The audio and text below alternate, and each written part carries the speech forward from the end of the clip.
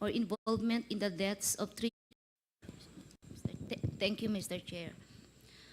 On September 12, 2024 and September 27, 2024, I was invited to serve as a resource speaker during the recent legislative inquiry conducted by the Joint Committee on Dangerous Drug Public Order and Safety, Human Rights and Public Accounts of the Honorable House of Representatives regarding the investigation into the war on drugs of the previous administration. During these hearings, I was asked several questions concerning my knowledge or involvement in the deaths of three Chinese inmates of the Davao Penal Colony and the death of General Wesley Barayuga, all focusing on the alleged extrajudicial killings of the aforementioned individuals. I was also questioned about my relationship with the former president, as well as my career as a police officer and my tenure as the general manager of the Philippine Charity Sweepstakes Office. Throughout the hearings, I answered questions from the committee based on my personal knowledge. However, I did so with great apprehension as I recognized that my statements on national television could significantly endanger my life, the safety of my family, and others very close to me.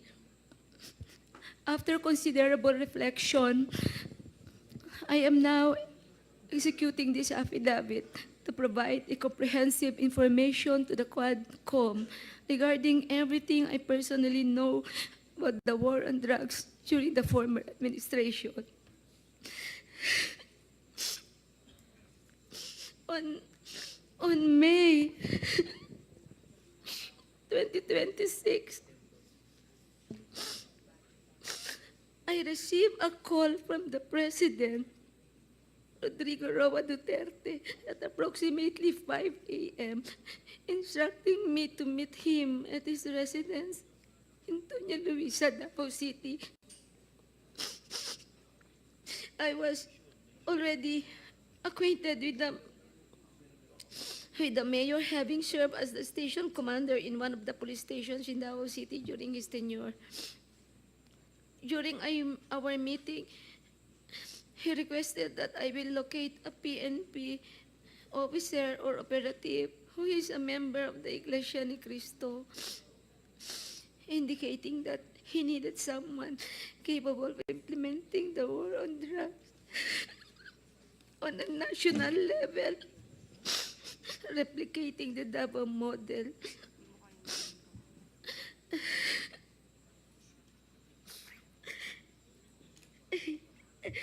The Davao model referred to the system involving payment and reward.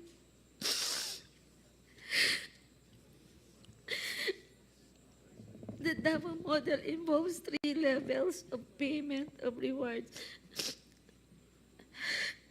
First is the reward if the suspect is killed. Second, if is the funding of planned operations. And the third is the refund of operational expenses. Colonel Garma, can you speak louder? I'm sorry, speak closer to the microphone.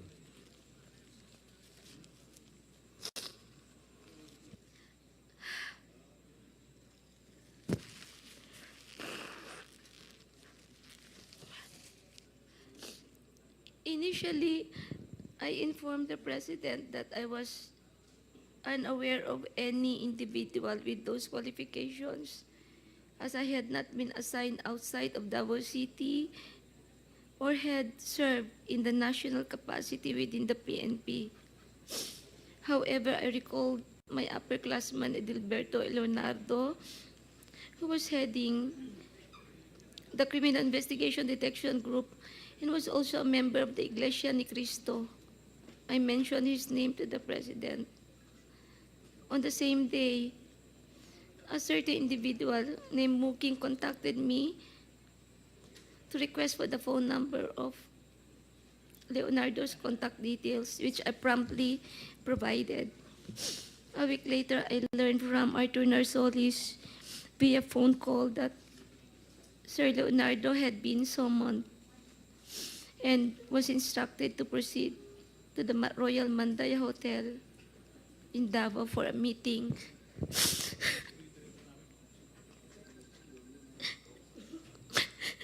Leonardo informed me later that he stayed at the hotel for almost 3 days, during which the president directed him to organize, according to Sir Leonardo, a task force which he understood as PAOK-TF.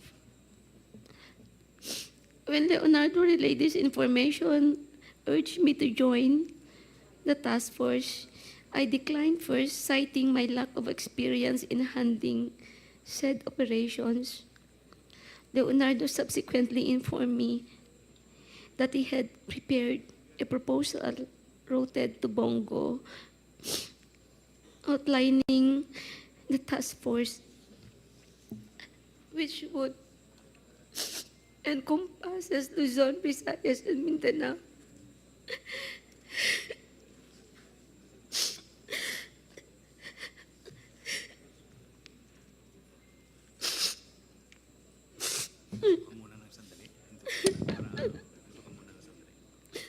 I am afraid of my life, Mr. Chair, and the life of my relatives and my friends and classmates.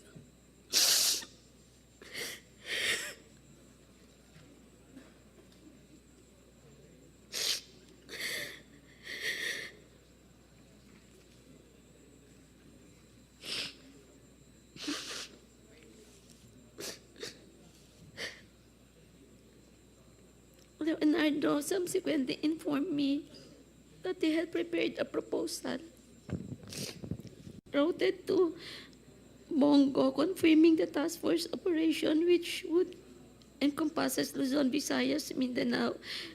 He also inquired if he and his classmates could have a courtesy call with the president through Bongo for a photo opportunity. Considering this, I thought it prudent to invite also my classmates to join the courtesy call. So in the presence of Colonel Bacay, Villela, Grijaldo, Tuzon, and Dueñas, the member of class 97 and 96 were accommodated in separate rooms at the DPWH office in Panacan, Davao City. The president did not enter our room, and I was unaware if he visited the room of class 96. After the courtesy call, Leonardo informed me that the structure of the mentioned task force would undergo changes. In June of 2016, Leonardo has transferred from Manila to assume the position of the chief of the CIDG Region 11. During the initial 3 months of the assignment, I facilitated all meetings between Leonardo and Bongo at Leonardo's request. Subsequently, they established direct communication.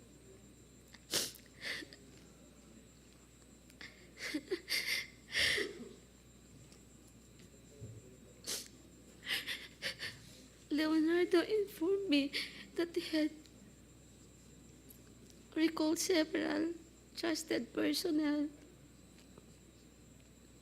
namely Lester, Romel Bactat, Rodel Serbo, Palma, Peter Parungo to serve as operative for the task force.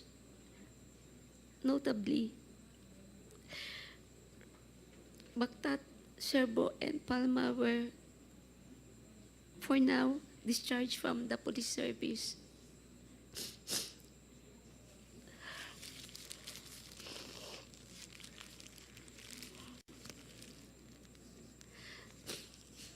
Romel Bactat, Serbo, Palma were all former police officers stationed at the CIDG 11 office. They were discharged from the service on or about a year ago due to an operation that led to the killing of one individual. Lester Berganyo is a provide citizen, while Peter Parungo was a former detainee of CIDG due to a charge of rape that has been cleared. Romel Bactat, Serbo, Palma, and Parunga were charged with the task of collecting and verifying informations provided by police officers in the field concerning arrests, deaths of individuals named in the list of drug personalities, and creating summary reports. All of these reports would then be encoded and compiled by Lester Berganyo. The compilation is thereafter elevated to Sir Leonardo, who will decide what level the arrest or killing was and its corresponding reward. Rewards were only given for killings, while for arrests only for the funding of Copland, and refund for operational expenses was given. I saw how these individuals operated when I would visit my friend in CIDG 11. He conveyed that the task force would be structured differently and that he submitted a document to Bongo detailing the task force operation, including an overview of the current drug landscape in the Philippines. I was informed that the drug structure originated from Bucor, where numerous drug lords are currently incarcerated, and that it has 3 branches, Luzon, Visayas, and Mindanao, with Peter Lim involved in the Visayas region. Once the task force became operational, I later learned that all Copland's funds, refunds for operational expenses, and rewards for agents were processed through the account of Peter Parungo. Currently, Lester Berganyo maintained a comprehensive list of the drug personalities of the Philippines. Leonardo conducted briefings for all PDEA,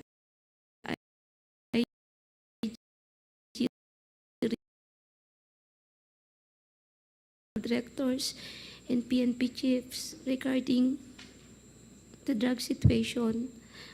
Additionally, if any individual died during police operations, Leonardo will report the incidents to Bongo for inclusion in the weekly report and request for refunds of operational expenses. Leonardo had final authority to determine who would be included in the list of drug personalities and to classify their threat level, as well as the discretion to remove individuals from the list. Furthermore, in 2016, while I was at the CIDG office following up the appointments of my personnel, I overheard Padilla discussing drug activities at the Davao Penal Colony with Leonardo. Padilla specifically identified certain Bucor officers involved in drug trade, notably mentioning an